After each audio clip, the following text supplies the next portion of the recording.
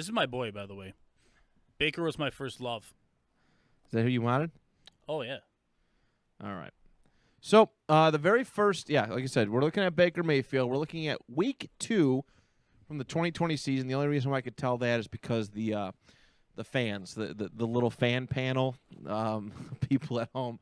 Only reason why I could tell was that, and I guess too because it was uploaded in 2020. But so what we're looking at here is the Browns and the Bengals, that classic Ohio rivalry. We are looking at formations for schemes and stuff. The Cleveland Browns are in a 11 personnel offset I. All right, they have a tight end lined up in the backfield. All right, just a few steps, a few hash marks behind Baker. Baker's right behind the center. We have a wide receiver on the right. We have 2 wide receivers on the left, and we have Kareem Hunt in the backfield. I believe is Chubb injured at this point? No, maybe not. They did switch them out. They don't put them both in at the same time. Forgive me. Kareem Hunt is the running back here. But, yes, they do have a tight end in the back, which is, I wouldn't say not unique, but it's actually a pretty, it's a spot where a running back could go. It's not something that we've covered here yet before. It's an H-back. This is what he's lined up as right now. This is what they would call an H-back role. Okay. For our wide receivers, we know Odell Beckham Jr. is and we're actually going to start getting into the route tree a little bit more with some of this stuff. Odell Beckham Jr. is in the X. That is your number 1 wide receiver. Is that Jarvis on the far side? I don't even know. He's got to be out there, right? He's probably out there. He's probably out there somewhere. He's not a slot guy, is he? He can play in the slot. Yeah, he can play in the slot a little bit, can he?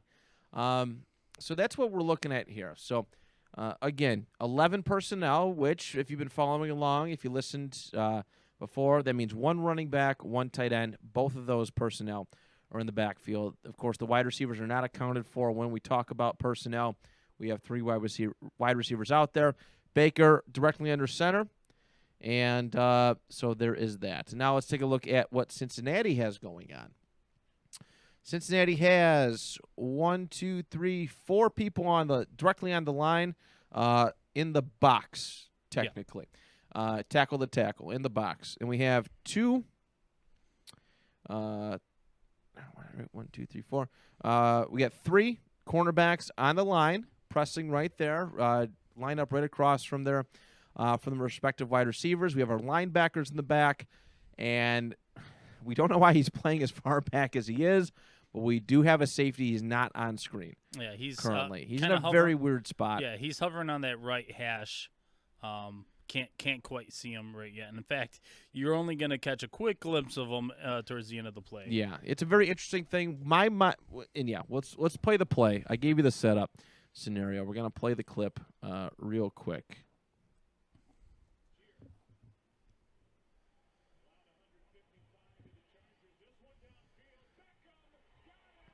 Beautiful. Dime.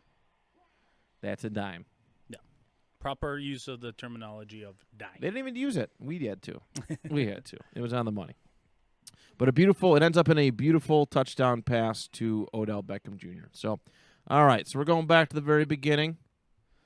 All right. You heard the play. You've seen the play if you're watching us on YouTube or Facebook. We're all set up here. Okay. So Baker. We're going to play this. Going forward, Baker takes a handoff. He's rolling out to the right.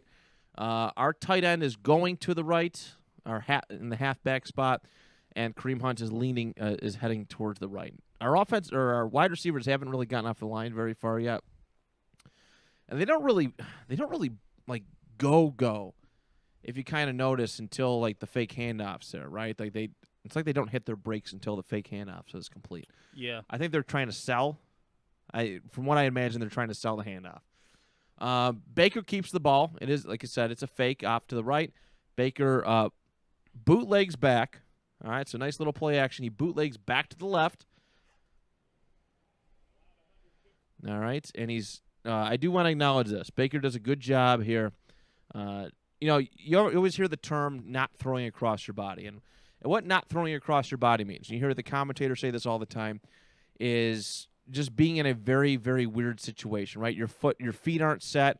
Your body's turned one way and you're throwing the other. It's just a very messy situation. It's very hard to get accuracy and power on your throw. Yeah.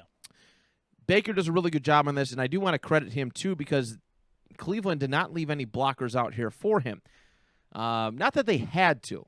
He has plenty of room to work. There's probably 1, 2, 3, 4. Right now, when he's about to get his feet set, there's about 6 to 7 yards in between him and a defender, which, Baker's at that point now in 2020. It's his third season. He gets it to the point where, okay, I can figure this out. I can get my feet set and get the ball off. But it is pretty remarkable because, that's a very, it's uneasy. These two defenders here covering the, seeing Baker, seeing how it's going, they didn't really – they kind of committed to the fake handoff. They went that way a little bit, but they were not – their reaction time was a little bit better. Right. Which is basically what I'm trying to say. Because that whole defense shifted. As we see with a lot of fake handoffs, a lot of bootlegs, defenses commit to where they think the ball is going. And, again, football is a very reactionary sport. But right now, most of the defensive front is on the right side of the field while Baker is quickly approaching the left. All right. The routes that we got going on here. Okay, so our X-wide receiver, Odell Beckham Jr., he's currently pretty much on a go route. He's just flying down the field because that's what OBJ does. Our Z receiver, who is on the right-hand side, right? X-Y. Yep, Z receiver on the right-hand side. He's running a excuse me. Z is on the inside. Z's the slot. My apologies. Our wide receiver on the right side, he's running a 6 route, which is kind of a bit of a post route. It's a post. It's a post. Yeah. He's running up and across the field. He actually ends up drawing the safety. For some reason. Yeah, we're going to play a little more forward so you can see. I know it's a little blurry right now, but he actually gets the attention of the safety. So I think it's a missed opportunity by the safety. I don't know what they were going for. He's well past the first down marker. And there's no point. The safety should have been on OBJ. Double coverage. It should have been. But it wasn't. Yeah. But our Z receiver ran a little whip route. He's off. He's right in front, if need be. Baker. That's Baker's safety valve. Baker dumps it off to him, and he avoids a sack, losing yardage, and maybe gets a couple yards out of the play, just to keep the ball moving forward. It is 1st and 10. It is 12 minutes. Only 3 minutes into the second quarter, so they're not in a really dangerous predicament, but they are. The line of scrimmage is on the 43-yard line on the opposing side. And he launches it, and bam. Beautifully thrown ball. Baker gets a lot of flack. I think Baker's one of those guys who gets it's easy to criticize him. I think a lot of people do it in the same way that they do Tannehill. They see his running back game. They see, they see the talent level that he has in his backfield. And they're like, he's really not that good. This is a beautiful, beautiful pass here by Baker. And one thing I want to acknowledge for audio listeners and our visual listeners, I'm going to scroll it back here for our video viewers. Just a hair. No, that is not what I wanted. That is definitely not what I wanted. Okay. Here we go. Right there. That's what I want to look at. All right. Baker, this is a dime, as we said. Baker threw the ball perfectly. He planted his feet. He threw the ball. Nice deep shot. He hits Odell Beckham Jr. at the 3-4 yard line, roughly by the time he catches it. And the important thing of this, too, is Baker's accuracy here. Because if Odell has to adjust, if he has to slow down a hair, Odell's getting tackled. And, yes, they're in a very good position. They have good running backs to be able to push the ball into the end zone. That's not a problem there. But you want to hit. You want to hit on these big-time plays. You want to get into the end zone. You want to get pay dirt. He hits Odell Beckham Jr. perfectly. Very nice over-the-shoulder grab. Odell Beckham Jr. doesn't have to look back, slow down his route. He catches it, and he's in the end zone instantly. It's very, very well done. Yeah. Keep this rolling so they can see the route that Odell Sure. puts on this guy. Yeah, like you said, the squaring of the hips is something that young quarterbacks, it takes a long time to preach into them of just how much velocity you lose on your ball when you don't set your feet. For sure. All right, so we're watching the Odell Beckham route here. It's a little skid to the side, but it's all the same. It's still a 9 or a go route. We use 9 as typically in most schemes, at least most taught schemes, that is technically a go route. Very, very good way to get the defender off of, way to get the defender off of him. He bought himself some time and opportunity, and that's all that was. It's a little stutter step to the outside, and bam. Let me slow it. I'll pause it so the viewers can see it. Let's see where.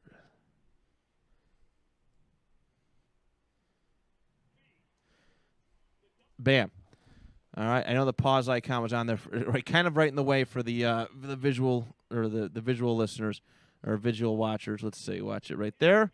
Bam. Stutter step. Goes to the outside. Bam. That's the second he needs to make his break, and he's gone. Yeah. He's got the advantage. Baker can hit him right here, and he's got this guy beat. That's considered wide open in the NFL right there. Yeah. You have to hit that throw. You have to, because they're not. If you ask them to be more open than those 2, maybe 3 yards, you're just asking for too much. Agreed. No, certainly agree. That it really is. It's so well placed, and I think it's really good too, considering what 2019 was for Baker and OBJ. OBJ is a. I'm not gonna call him a target. Maybe he does desire targets, but if you're a young quarterback, you feel obligated to throw to a guy like OBJ.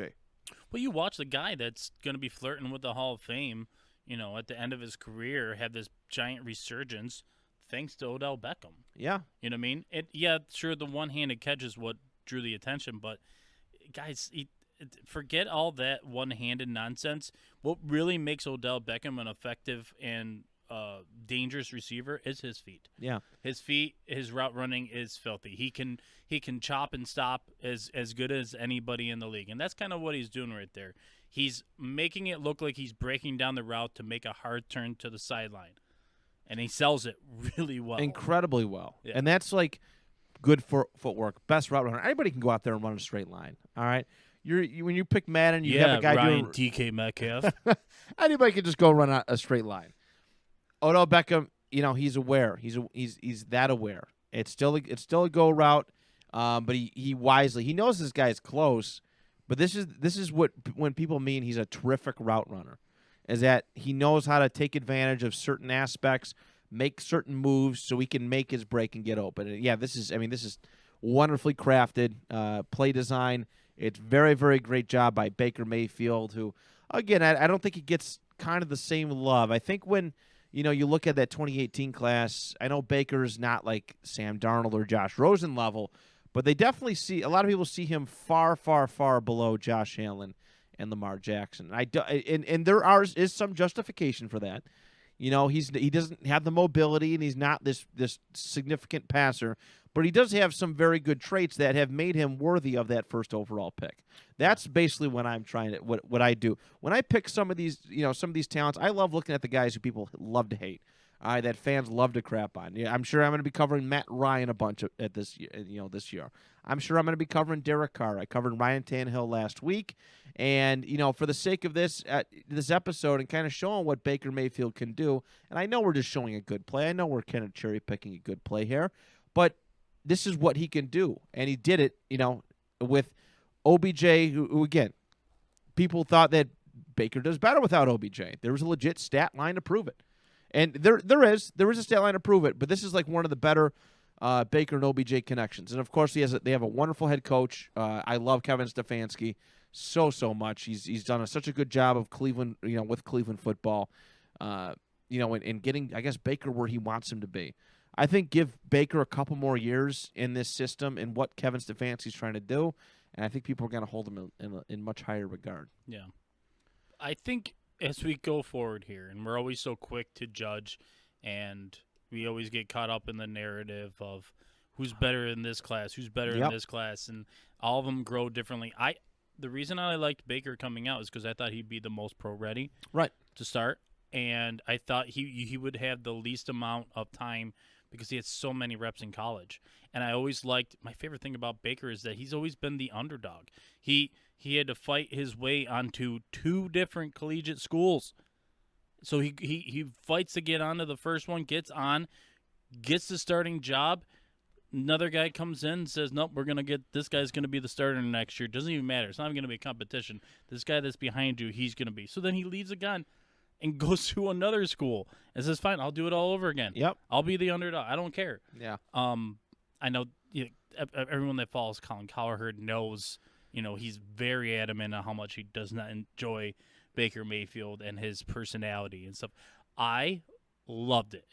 And as a Bills fan, I was like, this is the kind of guy we need because does fit like that blue collar swagger, style. Man. But in the same token, he fits all right with Cleveland, I think, sure. as well. And Cleveland and Buffalo are very, very similar.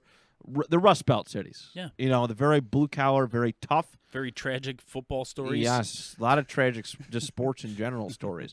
And Baker fits in very, very well there as much as he would have here in Buffalo. Yeah. So, all right, let's watch this play one more time. We'll move on to our next one. All right, like we said, 11 personnel, offset I. We got a play action bootleg. It's heavy play action, too, because every single player moves to the right. Exactly. Yeah, they did a really good job of selling this play. Yep. Nobody stays in on the left. Like we said, that Baker's left all alone. So. And that's, and you got to really trust your quarterback to be able to call something like that, leave him pretty unprotected. The game script also was trending towards this play working well because I noticed underneath that was only Baker's 4th pass so far that game. Okay. He was 4 for 4.